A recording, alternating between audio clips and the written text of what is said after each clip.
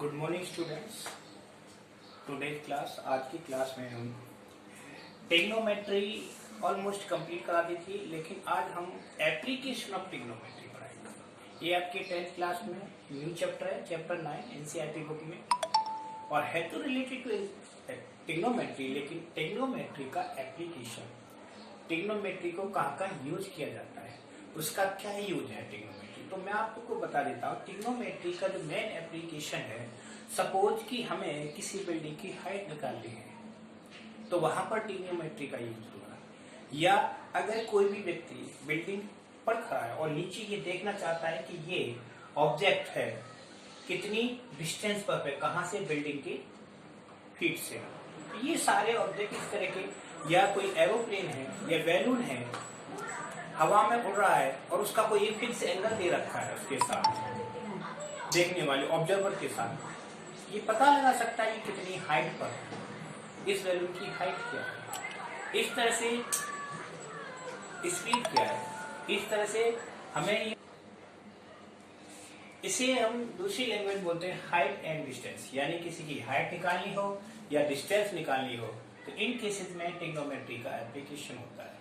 Mostly इस applications को defence वाले यूज करते हैं और आर्किटेक्ट यूज करते हैं। अब इस एप्लीकेशन में दो ही चीजें होती हैं, first angle of elevation and angle of depression. Elevation word का मतलब क्या होता है? एलिवेशन को हम हिंदी में बोलते हैं बुनियाद। अगर किसी चीज को आप अप डायरेक्शन में देखते हैं, ऊपर की तरफ देखते हैं, तो that is called angle of elevation. Suppose observer is here, ये क्या है? ऑब्जर्वर यानी देखने वाला, और इस बिल्डिंग की टावर की टॉप को देखता है ऊपर की तरफ, तो टावर पर हाइट होगी, इस चीज को देखता है, तो इस कंडीशन में क्या बनेगा?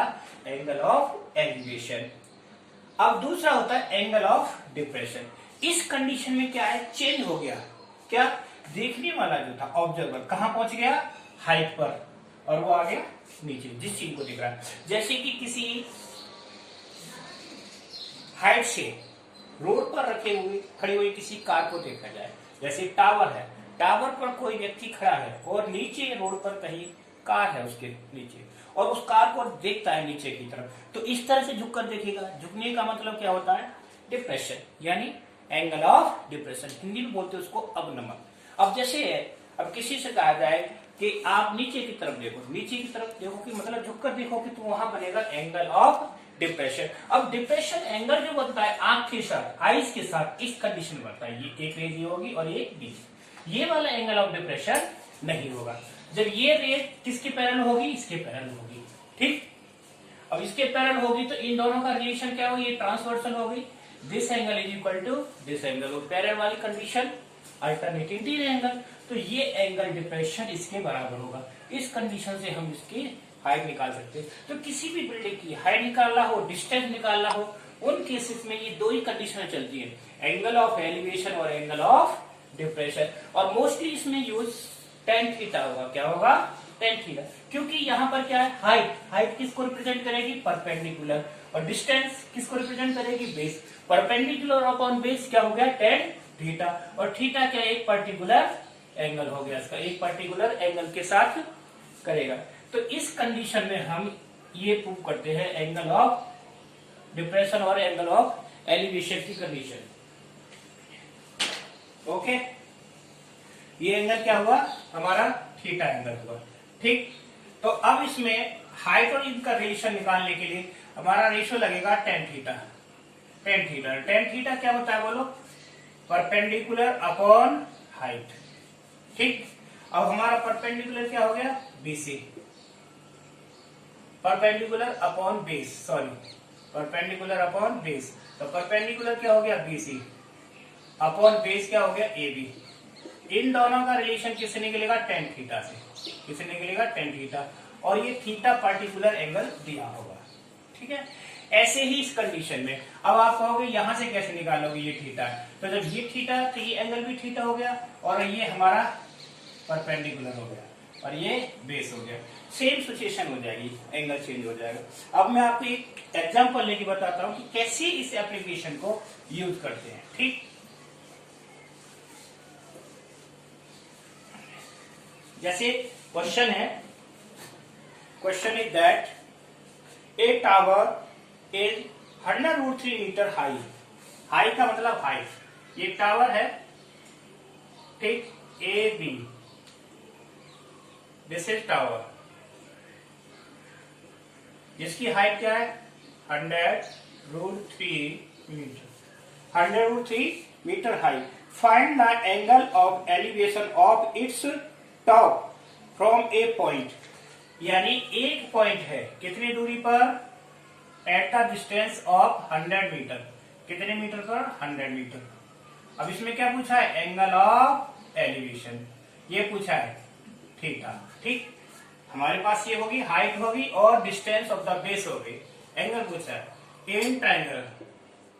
इन ट्रायंगल ए बी सी, अब जहां पर परपेंडिकुलर और बेस का रेशियो पूछा जाए क्या होता है, tan theta.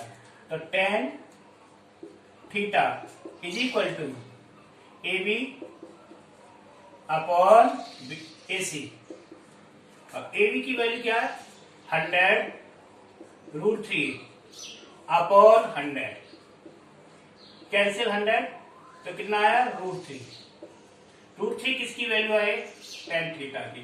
It means tan theta, और √3 किसकी वैल्यू होती है, tan 60, तो क्या हो गया, tan 60 degree. So that theta is equal to 60 degree. तो ये हमारा एंगल है जिससे हम उस टावर की टॉप पर देख रहे हैं, तो क्या होगा 60 डिग्री। अगर हम 60 डिग्री पर देते हैं तो ये हाइट 100 होगी, तो ये 100√3 होगी। इस तरह से यह एंगल भी पता कर सकते हैं, हाइट और डिस्टेंस भी। ठीक है, अब नेक्स्ट क्वेश्चन, नेक्स्ट क्वेश्चन है,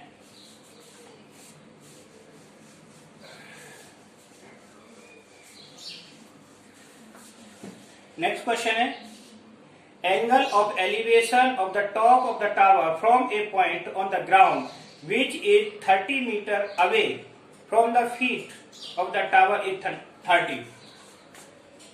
दिस इज द टावर, क्या है, tower A B, height of tower 100 metre, और कितने metre, find the height of the tower. Tower की हाइट नहीं दे रखी, कितना है, h। ठीक, angle of elevation in 30 degree, distance क्या है, what is the distance of the point, 30 metre away, this is 30 metre, ये क्या है, टावर। ठीक, let in triangle A B C, tan 60 degree, sorry tan 30 degree equal to, tan क्या होता है, perpendicular upon base. Perpendicular मेरा क्या है, ये हाइट, हाइट कितनी है, h, मैंने लेट कर ली, let height of tower equal to h metre. ठीक है, तो h अपॉन ये कितना हो गया, 30। ठीक, और tan 30 की value 1 upon √3 is equal to h upon 30। ठीक, इसको क्रॉस मल्टीप्लाई किया, √3h is equal to 30, so that h is equal to 30 upon √3। √3 upon में आ रहा है, इसको रेशनलाइज करेंगे, अपॉन √3 मल्टीप्लाई और डिवाइड, तो 30√3 अपॉन √3 क्या हो गया, 3 से ये कैंसिल, तो कितना आया, tan√3h, यानी हाइट ऑफ द टावर। अगर √3 की वैल्यू दे रखी तो वैल्यू रख देंगे, otherwise this is the answer of your question, height of the tower is tan√3। okay, next question लेते हैं जिसमें डबल एंगल होगी। ये तो सिंगल एंगल वाले हैं, अगर दो तरह के एंगल दे रखे हैं, ठीक है, तो उसमें थोड़ा और अलग है। This is the next question. Question is that, मैं आपको क्वेश्चन पढ़ के बता रहा हूं, बोर्ड में लिखने में तो बहुत ज्यादा टाइम लगेगा। A person standing on the bank of the river. एक व्यक्ति नदी के किनारे पर खड़ा हुआ है। ऑब्जर्व्स, देखता है, that the angle subtended by a tree on the opposite sides of the bank. जैसे कि ये बैंक है, यानी रिवर है, विड्थ ऑफ द रिवर, और ये रिवर का एक कॉर्नर है बैंक, इस पर ए पर्सन स्टैंड यानी खड़ा हुआ है व्यक्ति, और दूसरे बैंक पर यानी अपोजिट डायरेक्शन क्या है, tree. This is the tree. इस ट्री को ऑब्जर्व करता है, इस मतलब देखता है। वह देखता है तो उसका एंगल क्या बनता है, 60 degree. Then angle of elevation equal to 60 degree. Question समझ में आया? ए बी सी, और ये डिस्टेंस कितनी डिस्टेंस है दोनों के बीच की, x। यानी ये रिवर है ए बी, जिसकी विड्थ क्या है, ए बी, यानी हमने क्या मान लिया उसको x। और एक बैंक पर, रिवर के बैंक पर, किनारे पर एक व्यक्ति एक खड़ा हुआ है, और वो दूसरे किनारे पर एक पेड़ है, पेड़ की चोटी को, सी पॉइंट को देखता है, top of the tree. Angle क्या है उसका, एंगल ऑफ एलिवेशन 60 डिग्री। अब दूसरी कंडीशन ने कहा, कंडीशन में क्या कहा, अगर ये a person 20 metre away of the bank से पीछे, यानी नदी के किनारे से 20 मीटर पीछे की ओर हो गया, इस तरह से यहां पहुंच गया डी पॉइंट पर, तो ये डिस्टेंस कितना चला, 20 मीटर। तो इसका एंगल कितना बन गया, 30 डिग्री। जब यहां 60 है तो पीछे को हटेगा तो एंगल क्या होगा, छोटा होगा। कितना हो गया, 60 डिग्री से कितना हो गया, 30 डिग्री। ये एंगल कितना हो गया, 30 डिग्री। ये हमारा क्वेश्चन है। एक बार क्वेश्चन को दोबारा समझो, क्योंकि इस एक्सरसाइज में क्वेश्चन को समझना ही मेन होता है, और उसका डायग्राम, अगर आपने डायग्राम बना लिया तो समझ लो क्वेश्चन हो गया। क्वेश्चन ये था कि एक व्यक्ति नदी के एक किनारे पर खड़ा होकर दूसरी साइड में, यानी नदी के अपोजिट साइड में एक पेड़ है जिसकी चोटी को देखता है, तो उस चोटी के साथ उस व्यक्ति का एंगल ऑफ एलिवेशन 60 डिग्री बनता है। ठीक, अब वो वही व्यक्ति उस पॉइंट से 20 मीटर पीछे हटकर, 20 मीटर पीछे हटकर उस टॉप को देखता है, चोटी को, तो एंगल कितना बनता है, 30 डिग्री। तो ये विड्थ हमने थी कितनी मान ली, x, पर ये क्या है, हाइट। जो चीज हमें नहीं दे रखी है तो हमें लेट करनी पड़ेगी, तो लिखना है let height of tree equal to x metre and width of river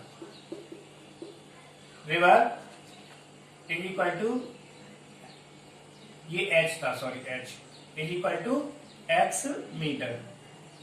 ठीक है ना, height of the tree is x metre और width of the river is x metre. ठीक, इन ट्राइंगल। अब इसमें दो कंडीशन होगी, दो एंगल हो गई और दो ही ट्राइंगल हो गई। तो पहले हम इस ट्राइंगल में लेंगे, क्या रिलेशन आता है हमारा, इसका, हाइट का और डिस्टेंस का। फिर उसके बाद पूरे ट्राइंगल में लेंगे। तो सबसे पहला हमारा ट्राइंगल क्या बनेगा, A B C. In triangle A B C, देखिए ट्रिग्नोमेट्रिक रेशियो क्या लग रहा है, tan थीटा, क्योंकि परपेंडिकुलर अपॉन बेस। तो tan थीटा, थीटा कितना है, 60 degree, 60 degree is equal to BC upon AB, BC upon AB। tan 60 equal to BC कितना है, H अपॉन X। और tan 60 की वैल्यू रखेंगे, क्या होती है tan 60 की value, √3 equal to H upon X, H upon X। इसको 1 कर दिया, cross multiply, √3 X is equal to H। ये इक्वेशन 1 आ गई। ठीक है, आगे चलते इसको यूज करेंगे। अब आए दूसरे ट्रायंगल में, किसमें, पूरा ट्रायंगल कंप्लीट, जब वो पीछे को आ गया, ए पॉइंट से डी पर हटकर आ गया, तो in triangle B C D, in triangle B C D, ठीक, एंगल क्या होगा यहां पर 30 degree, tan 30 degree upon perpendicular h।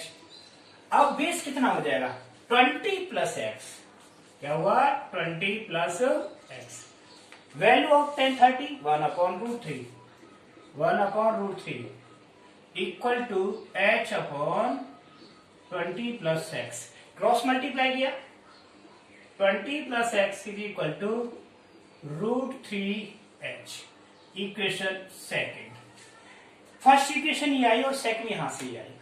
अब आपको देखना है कि हमें निकालना क्या है, बोलो, हमें निकालना है h, height of tree, tree की हाइट निकालनी है, तो पहले x की निकालेंगे, यहां रख देंगे। अब देखिए h की वैल्यू, what is the value of h, √3x, first से यहां रख देंगे, पुटिंग, यहां लिख देंगे from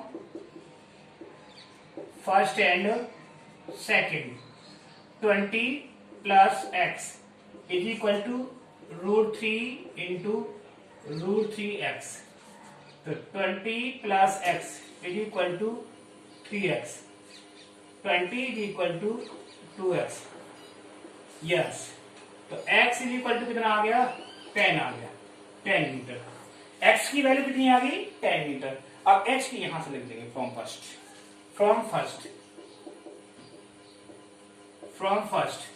h is equal to 10√3, यानी height of the tree is 10√3, this is our answer, ये हमारा आंसर आ गया। तो ट्री की हाइट कितना आ गई 10√3।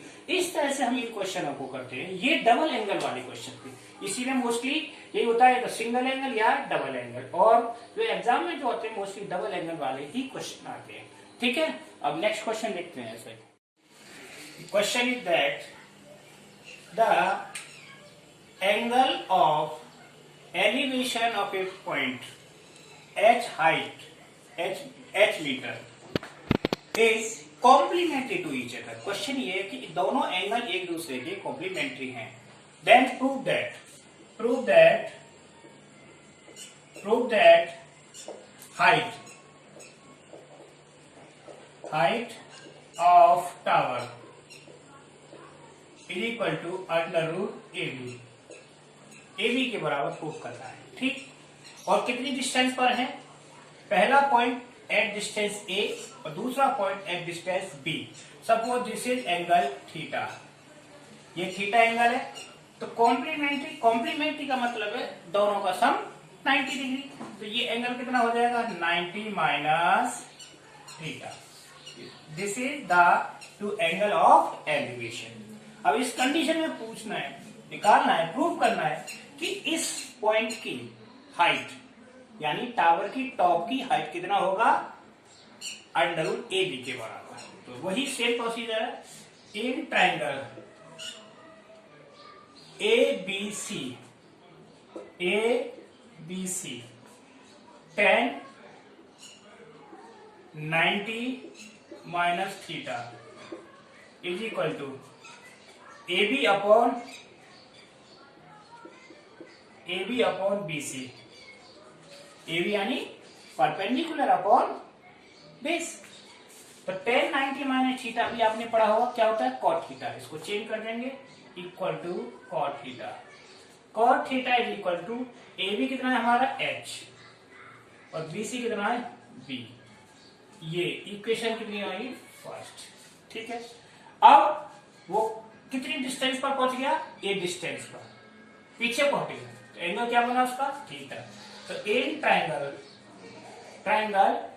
ABD tan theta is equal to height वही रहेगी h upon A, equation second. अब इनको दोनों को सॉल्व करना है, तो इक्वेशन फर्स्ट और सेकेंड को यहां क्या करना है मल्टीप्लाई करते हैं,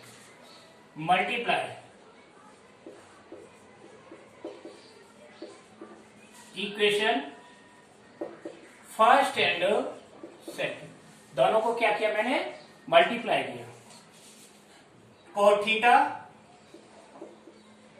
इंटू टेन थीटा